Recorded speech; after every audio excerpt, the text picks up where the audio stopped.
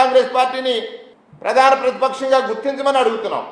ఇంకా జోక్ ఏమిటంటే పవన్ కళ్యాణ్ గారు వస్తారు, ఆయన 21 కంటే ఎక్కువ ఉంటే మీరు ప్రతిపక్ష హోదా తీసుకోండి అంటారు.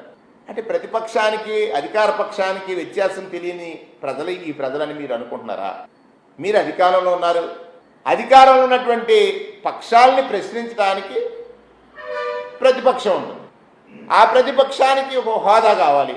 హోదా అంటే సమయం, మీరు ఇచ్చేటువంటి జీతభత్యాలు లేకపోతే వేరే కాదు.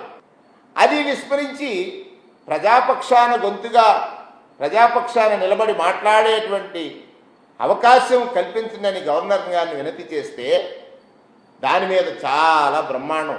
మీరంతా సస్యలుడు, ఎక్కడా కూడా అన్పార్లమెంటరీ వర్డ్ వాడనటువంటి వ్యక్తులు.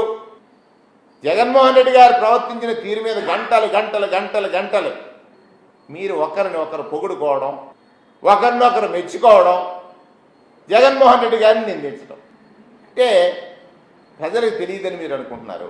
మీరు ఈ కక్ష సాధింపు చర్యలు మాని ఈ రాష్ట్రంలో అగత్యాలు జరుగుతున్నాయి, బాలికలు అత్యాచారాలు గురవుతున్నారు. ప్రతిరోజు పత్రిక తిరగవేస్తే పసిబిడ్డలు మానరక్షణ లేకుండా ఇబ్బందులు పడుతున్నారు. మీ హోంమంత్రి గారు కేవలం జగన్మోహన్ రెడ్డి గారు తప్ప ఇటువంటి దారుణాలు కనబట్టలేదు. వాటి మీద ఫోకస్ చేయండి. పోలీసు యంత్రాంగాన్ని ఈ విధంగా మీకు వైరిపక్షంగా ఉన్నటువంటి పార్టీ నాయకుల మీద ఉపయోగించి అరెస్టు చేయించడం కంటే నేరస్తుల మీద నేర ప్రవృత్తి కలిగిన వారిపైన పోలీసు యంత్రాంగాన్ని ఉపయోగించండి.